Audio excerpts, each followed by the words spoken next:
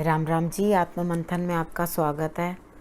आज मैं मूलांक 1 वालों के लिए रीडिंग लेकर आई हूँ।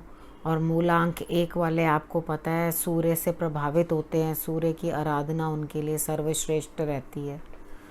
आपने क्या करना, थोड़ा डोमिनेटिंग नेचर होती है उनकी, तो थोड़ा अपनी नेचर को अगर वो बरकरार रखते हुए थोड़ा नरमी से पेश आएँ तो ज़्यादा बेटर होता है।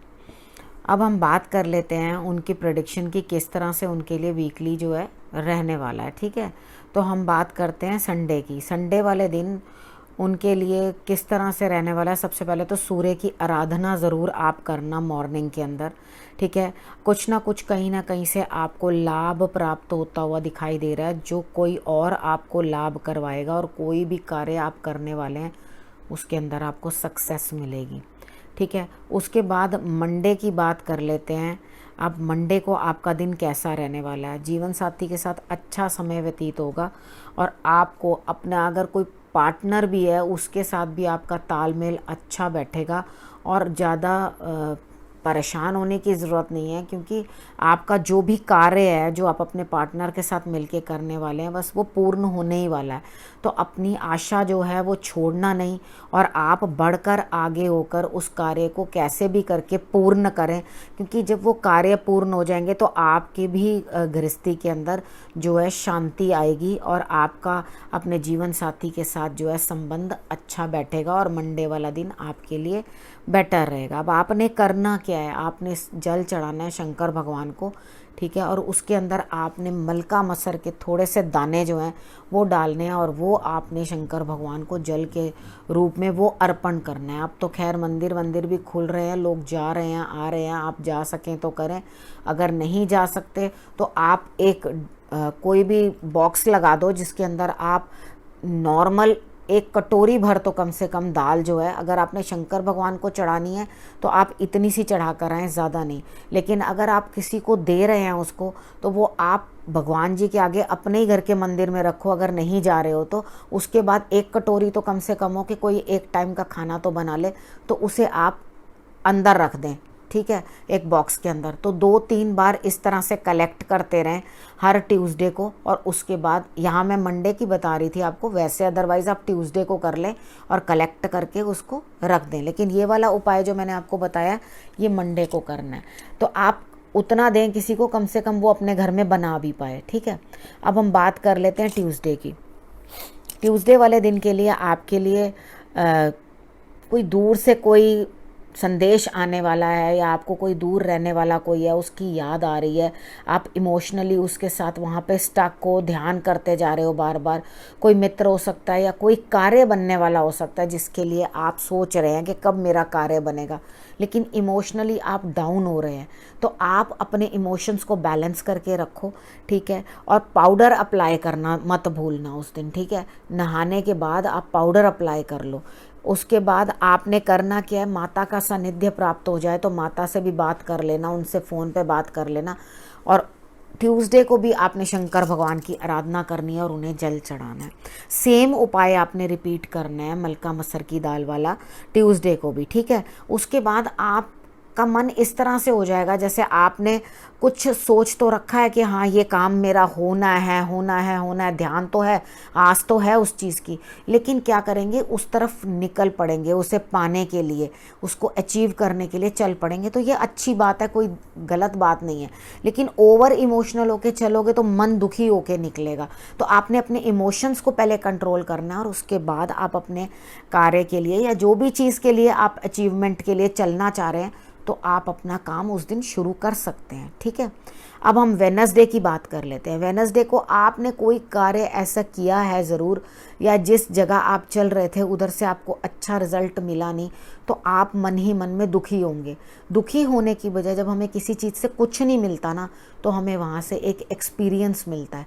ठीक है, हमें एक तजुर्बा हासिल होता है। हर बार ज़रूरी नहीं होता कि हम वहाँ से धनी लेकर उठें या कुछ ना कुछ प्रॉफिट ही लेके। ये भी एक प्रॉफिट ही है अगर आपको कुछ एक्सपीरियंस हुआ है, लेकिन आपको एक बड़ी चीज़ शायद छिन रही है। ठीक है, लेकिन कुछ तो मिल रहा है आपको।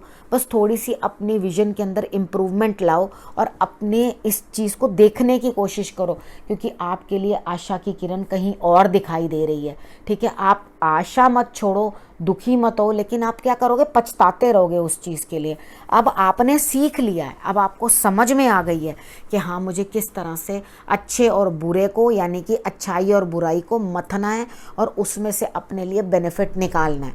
जब आपको ये चीज़ समझ आ जाएगी तो आपको जो मिलेगा उसे स्वीकार कर लो। मिलेगा ज़रूर, आप ये मत सोचो कि मुझे मिलेगा कुछ नहीं, मगर एक चीज़ हाथ से जा रही है तो दूसरी जगह कुछ ना कुछ आपको ज़रूर उपलब्ध होगा। तो उस चीज़ को लेकर के चाहे थोड़ा कम हो, लेकिन संतोष कर लेना इस समय के लिए, ये उचित है। कार्ड्स बता रहे हैं तो ये आपके लिए बिल्कुल ठीक है। इसी तरह से आपने अपना काम जो है करना है, जैसे मैंने आपको गाइड किया है। उसके बाद हम बात कर लेते हैं थर्सडे की। थर्सडे वाले दिन आपको बेनिफिट तो मिल रहा है, लेकिन फैमिली में कोई बीमार भी रहेगा, काम भी ज़्यादा होंगे और कमी कुछ नहीं रहेगी, लेकिन गृहस्थी के कार्य लगे रहेंगे आपके थर्सडे वाले दिन। तो आप बीमार भी, कुछ अनदेखी चीज़ें भी सामने आ सकती हैं। तो आपने करना क्या है, सिर्फ थोड़ा सा काढ़ा बना के मॉर्निंग के अंदर खुद भी पी लेना, लेकिन सबसे पहले आप भगवान जी को भोग लगाना उस काढ़े का।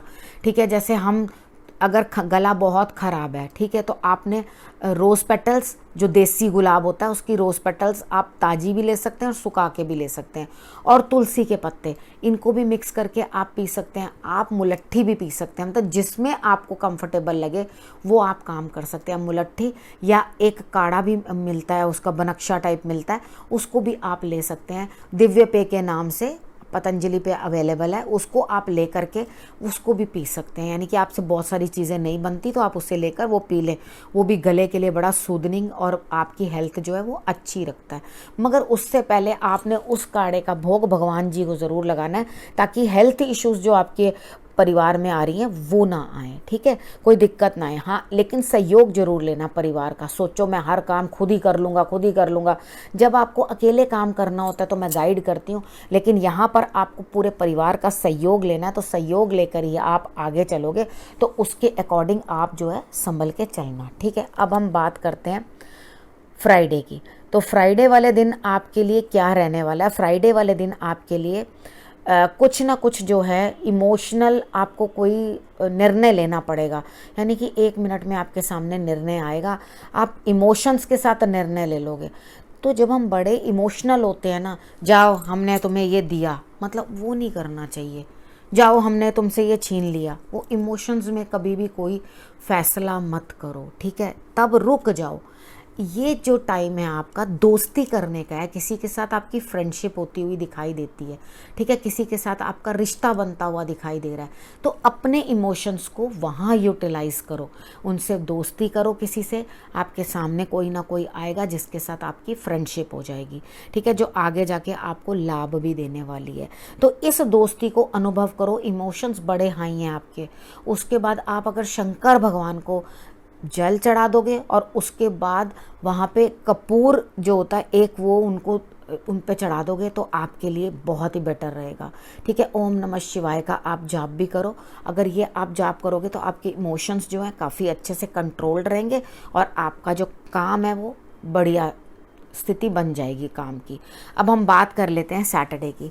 सैटरडे को कोई ना कोई ऐसा है जो आपका कार्य बना रहा है, कोई आपसे एज में छोटा है, वो आपके हिसाब से मालूम नहीं है आपको, काम आपका बना देगा। आपने करना क्या है, आपने थोड़ा सा समझौता करना है। ठीक है, स्थिति से।